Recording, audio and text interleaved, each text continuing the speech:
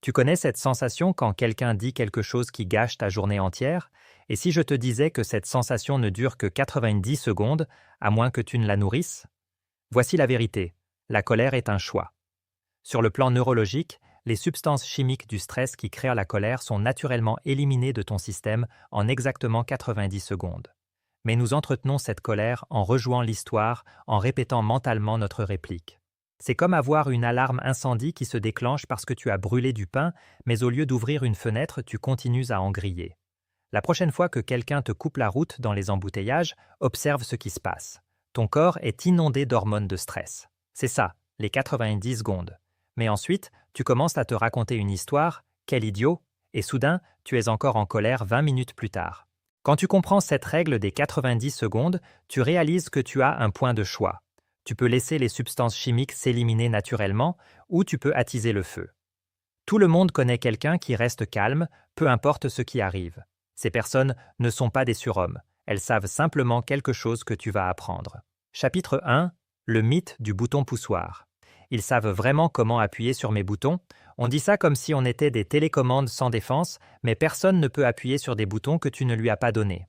Voici le mythe du bouton poussoir. Les autres auraient un pouvoir magique sur tes émotions. Mais les boutons ne fonctionnent que s'ils sont connectés à quelque chose. Ces boutons sont en réalité des blessures non guéries ou des violations de tes valeurs venues de ton passé. Quand quelqu'un appuie sur tes boutons, il te montre exactement où tu as encore besoin de guérison. Ton collègue fait une remarque sarcastique qui t'énerve toujours. Au lieu de réagir automatiquement, pose et demande-toi « De quoi s'agit-il vraiment ?» Peut-être que ça te rappelle un parent critique. Soudain, ce collègue ne t'appuie plus sur les boutons, il les révèle. Quand tu arrêtes d'être une télécommande, tu deviens l'opérateur de ton propre état émotionnel. Personne ne décide de ce que tu ressens. Sauf toi. Pense à la personne qui te déclenche le plus. Ce qu'elle déclenche en toi n'a rien à voir avec elle. Chapitre 2. La révélation de l'émotion secondaire. Ce que la colère cache vraiment. Voici quelque chose qui va te souffler l'esprit. Ce que tu appelles de la colère n'est pas vraiment de la colère. La colère est l'équivalent émotionnel d'un agent de sécurité. Elle apparaît pour protéger des sentiments comme la blessure, la peur ou la honte. Quand quelqu'un te critique et que tu te mets en colère, tu n'es pas vraiment en colère. Tu es blessé qu'il ne voit pas ta valeur. La colère semble plus sûre que la vulnérabilité, alors elle se porte volontaire pour être ta porte-parole. Ton partenaire oublie votre anniversaire et tu exploses de colère. Mais sous cette colère, il y a de la blessure. Est-ce que je ne compte pas pour toi? Quand tu abordes la blessure au lieu d'exprimer la colère, un vrai changement s'opère. Je me suis senti oublié obtient une réaction très différente de « tu ne te souviens jamais de rien ». Quand tu apprends à identifier l'émotion sous la colère, tu peux régler le vrai problème.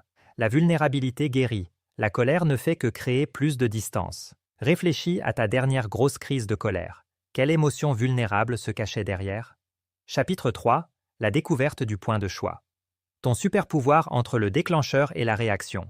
Entre chaque déclencheur et ta réaction, il y a un espace. Dans cet espace réside ta liberté. La plupart des gens ne savent même pas que cet espace existe. Viktor Frankl l'a découvert dans un camp de concentration nazi. Peu importe ce qui t'arrive, tu as toujours la liberté de choisir ta réponse. Le déclencheur frappe. Ton corps est inondé de substances chimiques. Mais avant de réagir, il y a une microseconde de choix. Quand tu apprends à trouver ce point de choix, tu deviens l'auteur de ta propre expérience. Quelqu'un t'envoie un email passif-agressif. Ta première impulsion est de répondre immédiatement sur le même ton. Mais dans ce moment, avant d'appuyer sur « Envoyer », demande-toi « Quelle réponse me rendrait fier demain ?» Cette question active ton point de choix. Ce point de choix, c'est ton super-pouvoir émotionnel. C'est la différence entre être une bille de flipper qui rebondit sur les circonstances ou le joueur qui contrôle la partie. Pense à quelqu'un qui ne semble jamais se laisser déstabiliser. Il a maîtrisé l'espace entre le déclencheur et la réaction. Toi aussi, tu peux. Chapitre 4. La technique de l'observateur intérieur. Observer ses émotions comme la météo. Et si tu pouvais observer tes émotions comme des phénomènes météorologiques, au lieu de te laisser emporter par chaque tempête? En toi, il y a un observateur, une partie qui peut regarder tes émotions sans devenir ces émotions. Tu peux remarquer « Ah, la colère monte, mon rythme cardiaque augmente ». Mais tu ne deviens pas la colère, tu l'observes. Cet observateur intérieur est toujours calme, toujours présent. C'est la partie de toi qui peut penser « J'ai la pensée que cette personne est un idiot », au lieu de « Cette personne est un idiot ». Ton adolescent lève les yeux au ciel. Au lieu de te mettre immédiatement sur la défensive, active ton observateur, j'observe que l'irritation monte. Maintenant, tu regardes l'émotion au lieu d'en être l'otage. Depuis cet espace, tu peux choisir une réponse qui aide vraiment. L'observateur intérieur te donne une immunité émotionnelle. Tu peux ressentir n'importe quelle émotion sans en être contrôlé. Pense à un moment où tu es resté calme dans le chaos. Tu utilisais ton observateur intérieur, maintenant, tu peux le faire consciemment. Chapitre 5. La révolution du recadrage. Les personnes difficiles comme entraîneurs émotionnels. Et si les personnes difficiles n'étaient pas des obstacles sur ton chemin, mais des entraîneurs personnels pour ta forme émotionnelle? Ce changement de perspective va transformer ta vision de chaque personne difficile. Chaque personne difficile dans ta vie te montre exactement où tu as besoin de grandir. Ce patron critique, il entraîne ton muscle de la résilience. Ce voisin passif-agressif, il développe tes compétences à poser des limites. Comme un entraîneur physique te fait faire des exercices inconfortables pour te rendre plus fort, les entraîneurs émotionnels renforcent ta force intérieure. Ton patron micromanager t'envoie son 15e email de la journée, au lieu de penser « il ne me fait pas confiance », essaie « il m'aide à m'entraîner à rester calme sous pression ». Soudain, ce n'est plus une persécution personnelle, c'est un entraînement de force émotionnelle. Tu commences à répondre avec curiosité « de quoi as-tu besoin pour te sentir en confiance sur ce projet ?» Quand les personnes difficiles deviennent des entraîneurs, tu arrêtes d'être une victime pour devenir un élève. Chaque interaction devient une opportunité de monter de niveau émotionnellement. Examine ta relation la plus difficile. Quelle force cette personne t'aide-t-elle à développer? Qu'apprends-tu de nouveau? Chapitre 6. Le plan des limites. Protéger ta paix sans construire de murs. Les limites ne sont pas des murs pour garder les gens dehors, ce sont des portes, et tu es le gardien. Voici comment protéger ton énergie sans devenir une forteresse. Des limites saines sont comme la peau de ton corps. Elles laissent entrer les bonnes choses et bloquent les nuisibles. Il te suffit d'être clair sur ce que tu acceptes et ce que tu n'acceptes pas. Je comprends que tu sois frustré, mais je ne réagis pas bien aux cris.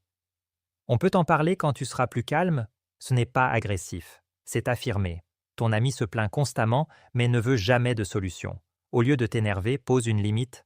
Je tiens à toi, mais je ne peux écouter ce problème que 5 minutes. À moins que tu ne veuilles chercher des solutions ensemble.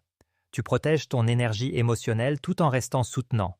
Les limites préservent ta capacité à vraiment aider les gens au lieu de t'épuiser dans leur drame. On ne peut pas donner ce qu'on n'a pas.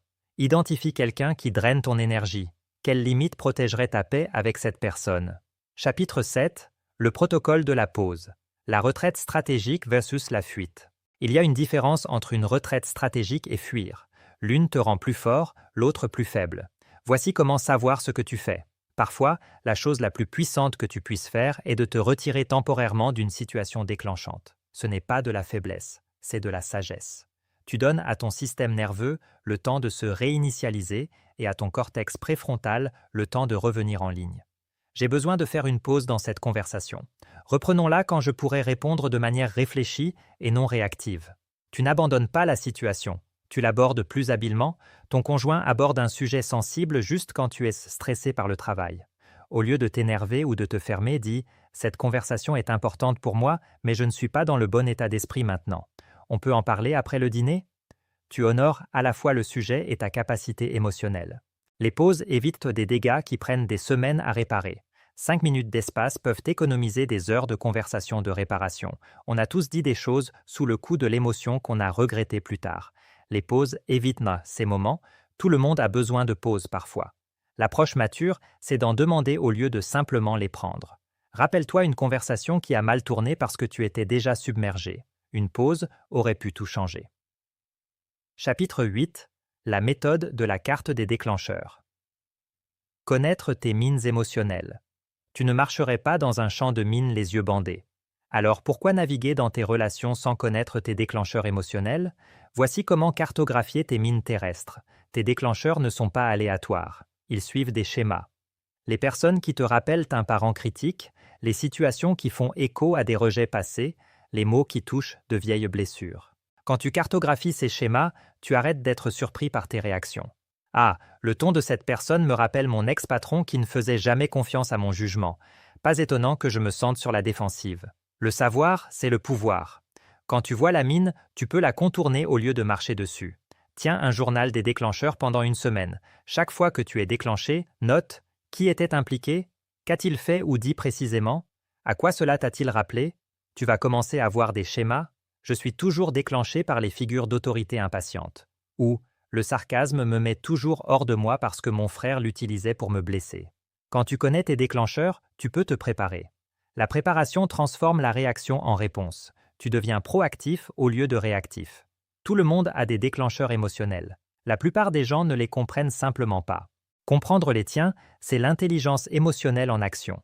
Observe ce qui te déclenche consistamment. Quel schéma vois-tu? Ce schéma est ta feuille de route vers la liberté. Chapitre 9. La distance compatissante. Prendre soin sans porter le fardeau. Tu peux te soucier de quelqu'un sans porter ses émotions. Tu peux aimer quelqu'un sans vivre son drame. Voici comment trouver cet équilibre.